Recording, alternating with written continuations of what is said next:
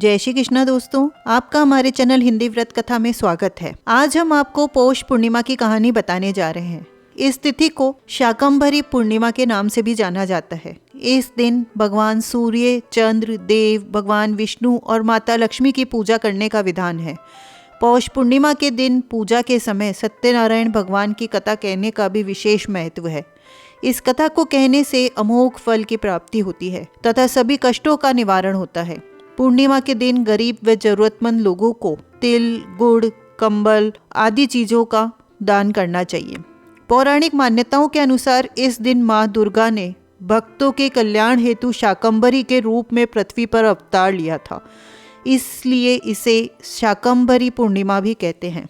सौभाग्य की प्राप्ति के लिए स्त्रियों को 32 पूर्णिमाओं का व्रत करना चाहिए। यह व्रत अचल सौभाग्य देने वाला तथा भगवान शिव के प्रति भक्तिभाव को बढ़ाने वाला माना जाता है। इस व्रत का महत्व व कथा भगवान श्री कृष्ण ने सर्वप्रथम माता यशोदा को बताया था। कहा जाता है कि व्रत की कथा का पाठ करने से सभी मनोकामनाएं पूर्ण होती है, जीवन में आ रही सभी विघ्न बाधाएं दूर होती है। स्कंद पुराण में वर्णित एक कथा के अनुसार कथा का पाठ किए बिना पूजा को संपूर्ण नहीं माना जाता। ऐसे में आइए जानते हैं पौष मास की पूर्णिमा क्यों मनाई जाती है और इसकी कथा क्या है। पौराणिक कथाओं के अनुसार कार्तिक नामक नगरी में चंद्रहास नामक राजा राज करता था। उसी नगर में धनेश्वर नामक एक ब्राह्मण था और उसकी पत्नी अति सुशील और रूपवती थी। घर में धन धान्य आदि की कोई कमी नहीं थी, परंतु उसे केवल एक बात का दुख था कि उनकी कोई संतान नहीं थी। एक बार गांव में एक योगी आया। उसने ब्राह्मण का घर छोड़कर आसपास के सभी घरों से भिक्षा ली। गंगा किनारे जाकर भोजन करने लगा।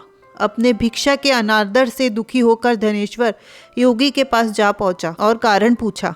योगी ने इस सवाल का जवाब देते हुए कहा कि निसंतान के घर से भीख पतितों के अन्न के समान होती है और जो पतितों के घर का अन्न खाता है वो भी पतित हो जाता है। पतित हो जाने के भय से उस ब्राह्मण के घर से भिक्षा नहीं ली थी। इसे सुनकर धनेश्वर बहुत दुखी हुआ।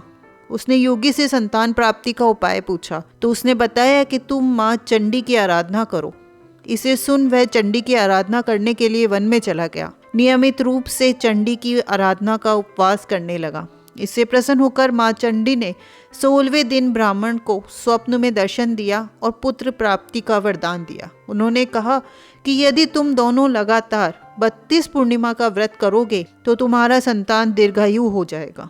इस पूर्णिमा का व्रत करने से सभी मनोकामनाएं पूर्ण होती है और विशेष फल की प्राप्ति होती है। एक अन्य पौराणिक कथा के अनुसार दुर्गम नामक दैत्य ने तीनों लोक में अपने आतंक से हाहाकार मचा रखा था। इस वजह से करीब 100 वर्षों तक बारिश न होने के कारण धरती पर अकाल पड़ गया था। लोग अन्न व जल के अभाव से अपने प्राण त्याग रहे थे। तब माँ दुर्गा ने सभी देवी देवताओं की विनती से शाकंभरी के रूप में धरती पर अवतार लिया। कहा जाता है कि माता की 100 आंखें थी। माता ने जन्म लेते ही रोना शुरू कर दिया था। माता के आंसू से पूरी धरती जलमग्न हो गई। एक बार फिर पृथ्वी पर जल की पूर्ति हुई। इसके बाद माता दुर्गम नामक दैत्य का अंत कर दिया। तो दोस्तों, ये थी पौष पूर्णिमा की कहानी। तो ये कहानी आपको अच्छी लगी होगी तो प्लीज़ लाइक करें, कमेंट करके हमें प्रोत्साहित करें और हमारे चैनल को सब्सक्राइब करें। धन्यवाद।